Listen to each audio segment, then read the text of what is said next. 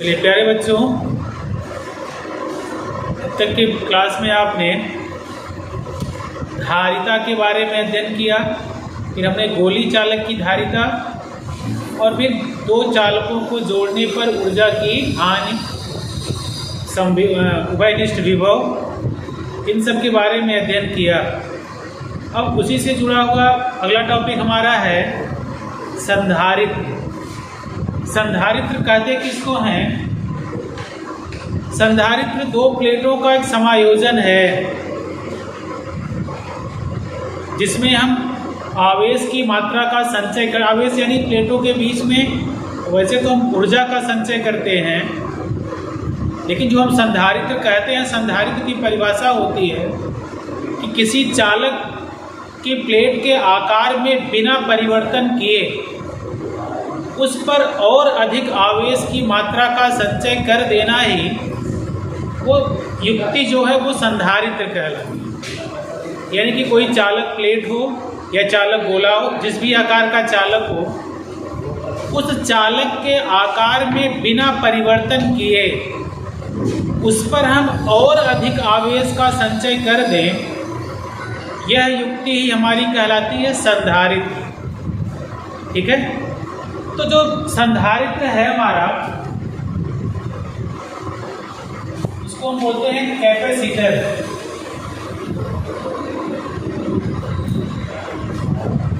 संधारित्र, जो संधारित्र का सिद्धांत है, संधारित्र का सिद्धांत ये कहता है कि मान लीजिए कि आपके पास कोई चालक प्लेट है, या आपके पास कोई चालक प्लेट है, इस पर आपने कुछ आवेश दिया है। मान लीजिए आपने इसमें प्लस Q आवेश दिया है। हम कुछ ऐसा करें कि इस पर और अधिक आवेश दिया जा सके। जैसे हमने धारिता में ही आपको पढ़ाया था कि धारिता का अर्थ है धारण करने की क्षमता। इस प्लेट की भी एक क्षमता है, उससे ज़्यादा आवेश देंगे तो ये इससे लीक आउट कर जाएगा एयर में। ठीक है, तो अगर हम कुछ ऐसा करें कि इस पर और अधिक आवेश दिया जाए बिना इस प्लेट के आकार आकृति में परिवर्तन किए, तो यह युक्ति ही हमारी कहलाती है संधारित्र। ठीक है, तो सिद्धांत ये कहता है अगर हम इस चालक प्लेट के समीप, मान लीजिए ये चालक प्लेट है, इस पे हमने धन Q आवेश दिया है, तो प्लेट पर धन आवेश एक समान रूप से चारों ओर फैल जाएगा। ठीक है, अगर हम इसके समीप एक अनावेशित प्लेट ले आए, अनावेशित का मतलब उदासीन, हम कभी भी ये शब्द इस्तेमाल नहीं करते कि इस प्लेट पर आवेश नहीं है। क्यों? क्योंकि किसी भी चालक पर या किसी भी वस्तु में जो वो वस्तु होगा वो परमाणु से मिलकर बना है और उसमें जितने इलेक्ट्रॉन हैं उतने ही प्रोटॉन हैं। यानी कि हम ये कह सकते हैं कि यह वैद्युत रूप से उदासीन है, आवेश रहित है, ऐसा नहीं। तो अगर हम इसके समीप एक कोई चालक प्लेट ले आए तो प्रेरण की, इस पे तो धन आवेश और ऋण आवेश दोनों है। तो अब ये जो प्लेट हमारा है, इसके समीप आप ले आए तो यहाँ पे धन आवेश पहले से था। अब इस दूसरी प्लेट पर प्रेरणिक प्रभाव पड़ेगा, तो प्रेरणिक प्रभाव का परिणाम ये होगा कि चालक प्लेट के इस साइड की जो सतह है वो ऋणावेशित हो जाएगी और जो दूसरी सतह है वो धनावेशित हो जाएगी। अब देखिए यहाँ क्या होता है, हम ये कहते हैं कि अब ये जो ऋण प्लेट है, जो ऋण आवेशित सिरा है, वो इस धन आवेश के ज़्यादा समीप है। तो अब यहाँ पे ये इसके विभव को कम करेगा। हमने ये पढ़ा हुआ है कि C बराबर होता है Q/V। यहाँ पे ये इसके विभव के मान को कम करेगा। तो जब विभव का मान कम होगा तो हम और अधिक आवेश दे करके इसकी धारिता को और बढ़ा देते हैं। यही समायोजन क्या कहलाता है? संधारित्र। ठीक है। अब कहा जाता है कि अगर हमें इसके विभव को और कम करना हो तो हम दूसरी प्लेट के दूसरे सिरे को पृथ्वी से जोड़ दें। पृथ्वी से जोड़ने का क्या परिणाम होगा? यहाँ से कहा जाता है कि पृथ्वी से मुक्त इलेक्ट्रॉन आएंगे, ऋणावेश आएंगे, और यहाँ पे जो धनावेश है ये इसको उदासीन कर देंगे। तब ये जो तीसरी स्थिति बनती है तो ये पूरा का पूरा प्लेट आपका क्या हो गया? ये उदासीन हो गया। तो इस चालक प्लेट पर आपके बचते हैं धनावेश और इस चालक प्लेट पर बनते हैं ऋणावेश, और ये आपका होगा संधारित्र। स्टेट को भी मान लीजिए आप तार से जोड़ दिए जिससे कि आपने इसको आवेश दिया है, तो ये आपका संधारित्र हुआ। तो संक्षेप में हम संधारित्र का सिद्धांत तब कैसे कह सकते हैं? किसी चालक प्लेट के समीप जो हमारा आवेशित चालक है उसके समीप हम एक दूसरा चालक प्लेट ले आए हैं, और वो चालक प्लेट कैसा हो? वो ग्राउंडेड हो, अर्थ हो। तो ये जो समायोजन होगा, यही समायोजन हमारा क्या कहलाता है? संधारित्र। यानी कि हम इस चालक प्लेट के विभव को कम कर दिए बिना इस चालक प्लेट को डिस्टर्ब किए, इसके समीप में अन्य चालक प्लेट ले आकर के, तो यह समायोजन ही क्या कहलाता है? संधारित्र। आपने किताब में भी पढ़ा होगा, उसमें एक डिमॉन्स्ट्रेशन दिया हुआ है। डिमॉन्स्ट्रेशन में क्या दिखाता है कि आपको एक चालक प्लेट दिया जाता है। इस चालक प्लेट को यहाँ से मान लीजिए तार है जिससे कि हम आवेश देते हैं, और इस चालक प्लेट को एक गोल्ड कॉइल से जोड़ देता है, सोने की पत्ती से। इस पे आपने धनावेश दिया है, तो धनावेश दिया है तो ये सोने की पत्ती भी जुड़ी है, तो इसमें भी आवेश आएगा। ठीक है। तो ये धनावेश एक दूसरे को प्रतिकर्षित करते हैं। तो देखा ये गया कि अगर हम इसके समीप एक चालक प्लेट ले आए, तो जैसे ही आप ये चालक प्लेट ले आते हो, ये जो गोल्ड कॉइल है जो डिमॉन्स्ट्रेशन के लिए रखा हुआ है, तो धनावेश एक दूसरे को प्रतिकर्षित कर रहे हैं। तो दोनों पत्तियां आपस में ऐसे फैली हुई थी।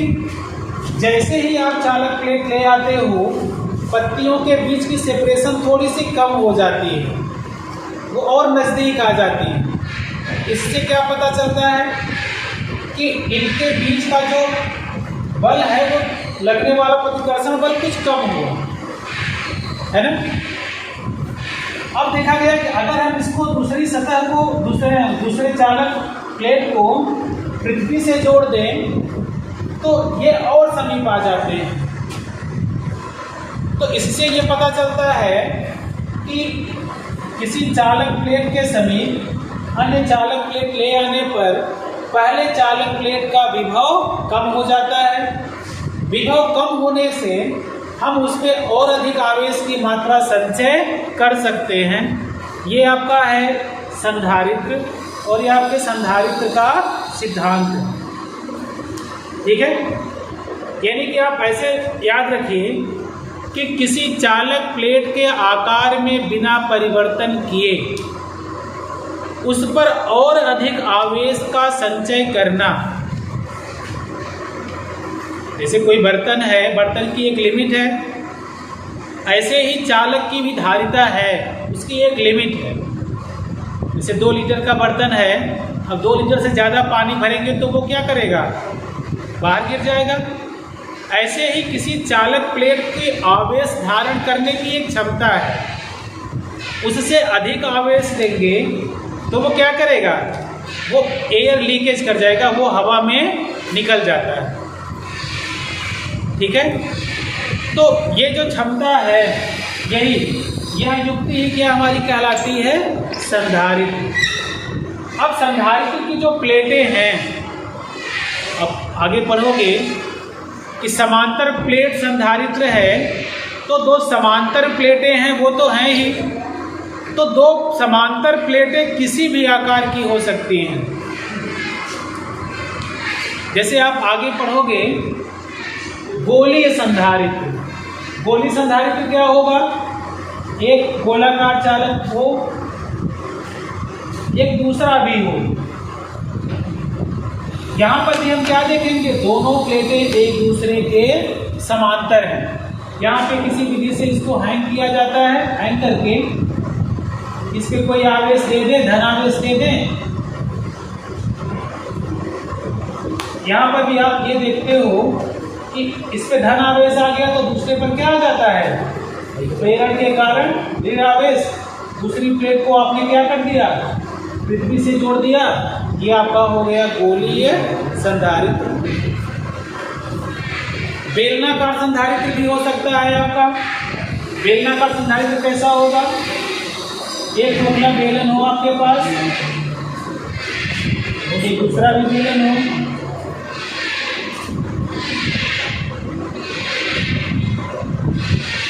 इस पहले बेलन के प्लेट पर आप धन आवेश दे दें, वो एक समान रूप से फैल जाएगा। और दूसरे प्लेट की सिरों पर कौन सा आवेश हो गया? ऋण आवेश। दूसरी सतह को पृथ्वी से जोड़ दीजिए, ये आपका हो जाता है बेलनाकार संधारित्र। ठीक है, तो इस तरह से संधारित्र कई प्रकार के होंगे।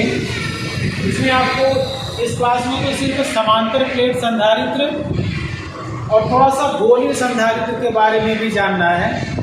वैसे तो स्पेशली आपको इसमें पढ़ना है सिर्फ समांतर प्लेट संधारित्र। अब जो समांतर प्लेट संधारित्र है उसको हम कैसे परिभाषित कर सकते हैं?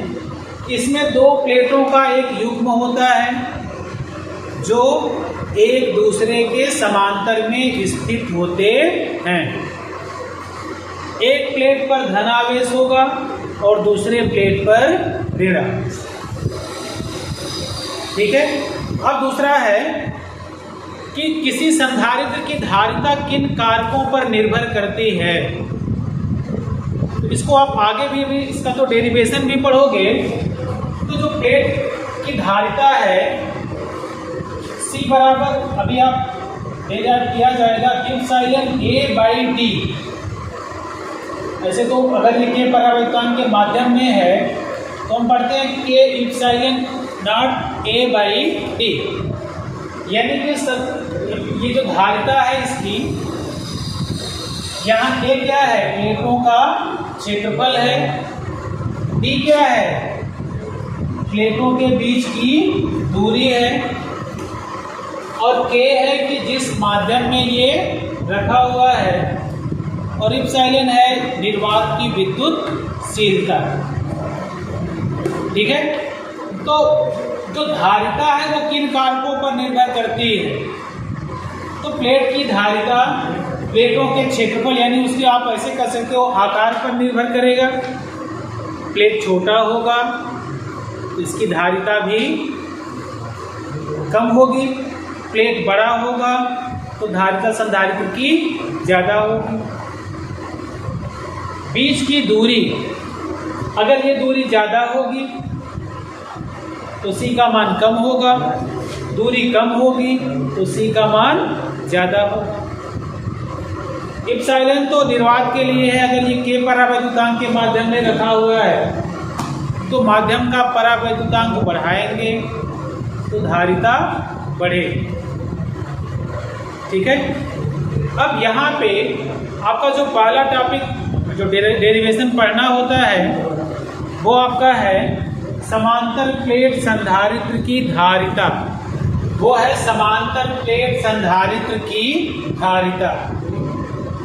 मान लीजिए कि आपके पास एक समांतर प्लेट संधारित्र है। ये यहाँ से ये आपकी दो समांतर प्लेटें हैं।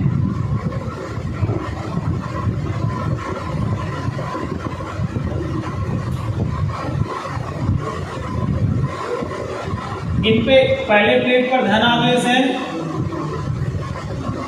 और दूसरे प्लेट पर ऋण आवेश है।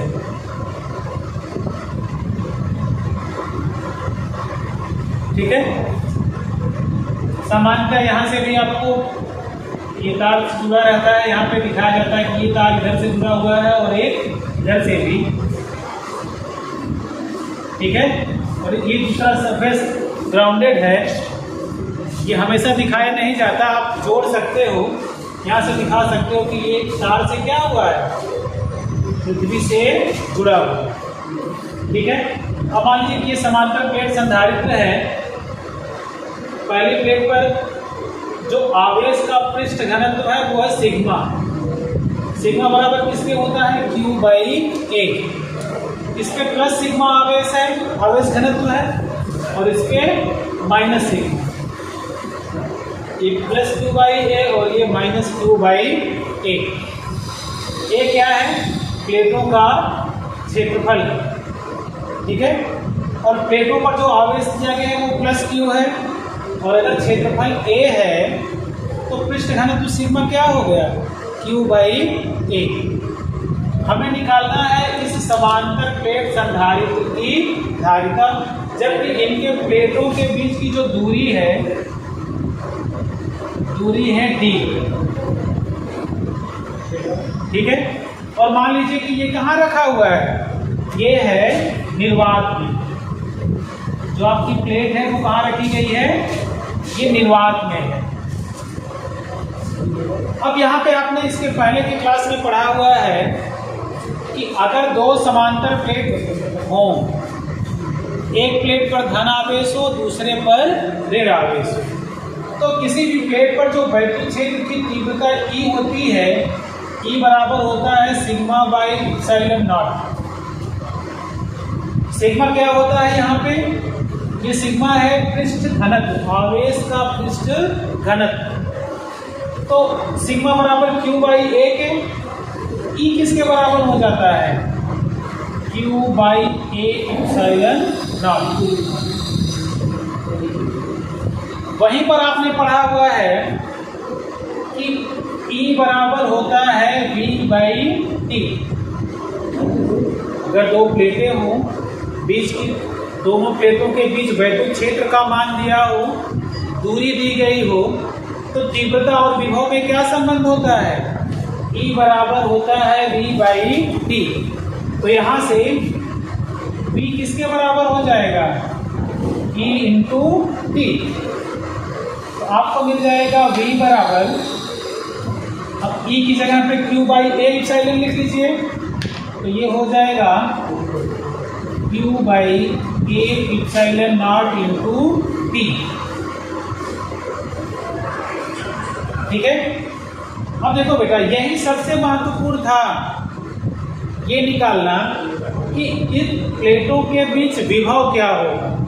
क्यों, क्योंकि अभी हमने इसके पहले पढ़ा हुआ है कि धारिता का सूत्र C बराबर क्या होता है, C बराबर होता है Q बाई V। तो यहाँ से हमको Q का मान तो पता है, V का मान नहीं पता था, हम V का मान यहाँ से निकाल लेते हैं, ठीक है। अब आप संधारित्र की धारिता का सूत्र क्या है, आपने इसके पहले ही पढ़ा हुआ है कि C बराबर होता है Q बाई V। तो Q की जगह Q ही रहने दीजिए, प्लस Q आवेश दिया ही गया है,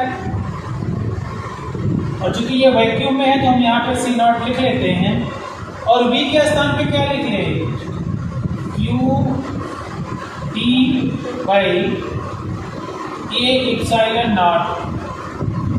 यहाँ Q से Q कैंसिल हो जाएगा, आपको मिल जाएगा C naught is equal to A epsilon naught by D।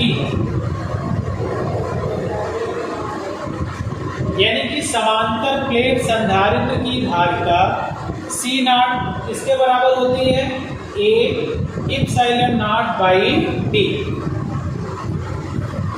और अगर ये निर्वात के बजाय ये K परावैद्युतांक के माध्यम में रखा हो,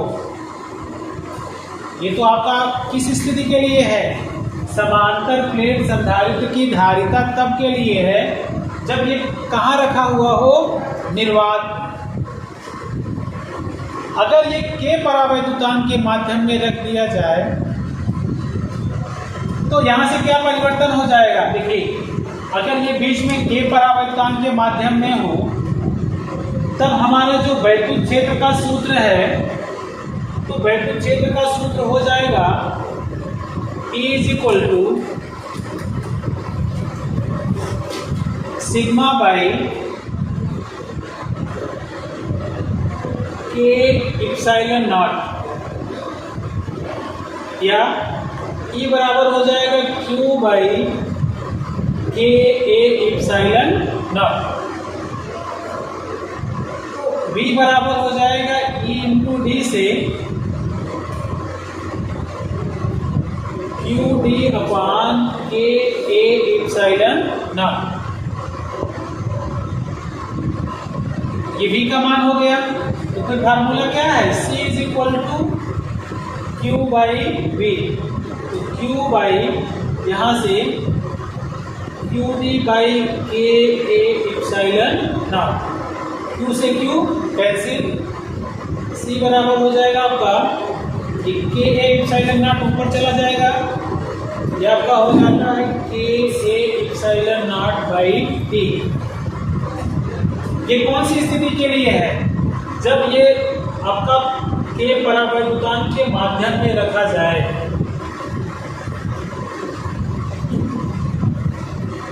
K परावैद्युतांक के माध्यम में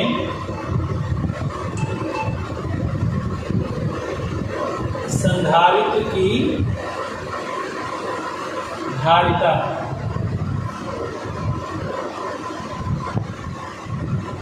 ठीक है, यानी कि निर्वात में जो संधारित्र की धारिता है वो आपका है A epsilon naught by D, K परावैद्युतांक के माध्यम में हो गई C is equal to K A epsilon naught by D। अगर हम कह दें इसको, यह है हमारा समीकरण 1 और ये आपका हो गया समीकरण 2। तो समीकरण 1 और 2 से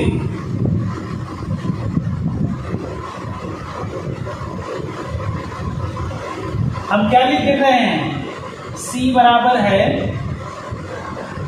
K A epsilon naught by D और C नॉट बराबर है A epsilon naught by D। तो A epsilon naught by D की जगह पे हम C नॉट लिख सकते हैं, तो C इज इक्वल टू क्या हो गया, K C नॉट। यानी कि अगर किसी चालक की धारिता बढ़ानी हो तो उसे हम किसी परावैद्युतांक के माध्यम में रखें, तो परावैद्युतांक का मान जितना ज्यादा होगा उस चालक की धारिता का मान उतना ही बढ़ जाएगा। यानी कि जैसे यहाँ पे हम K का मान परावैद्युत पदार्थ ऐसा भरें उसका परावैद्युतांक 2,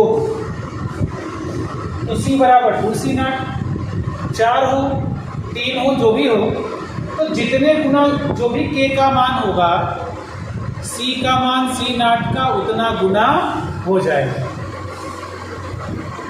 तो ये आपका है समांतर प्लेट संधारित्र की धारिता दोनों स्थितियों में। पहली है निर्वात में ये रखा हुआ हो और दूसरा है जब ये K परावैद्युतांक के माध्यम में हो।